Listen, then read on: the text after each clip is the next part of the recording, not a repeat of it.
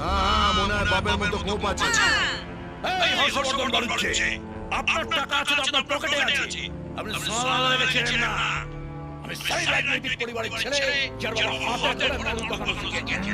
মনে হয় এর বাবা বাড়ি বাড়ি লক্ষ্মী পুজো করে আর এর সঙ্গে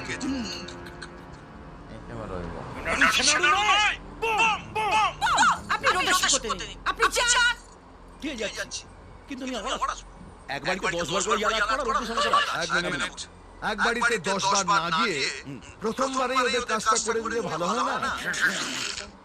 একটা কথা বলবো? আপনাকে বলিনি, আমার স্ত্রীর সঙ্গে কথা বলছি। ভিডিও করছে এটা তো একবার বুবুনকে ডেকে পাঠান, বাকি দুটো নিয়ে দাঁড়িয়ে থেকে শেষ করব। মানুষ আমার পাশে আছে। গো গো ভয় দেখাচ্ছে। মনে হচ্ছে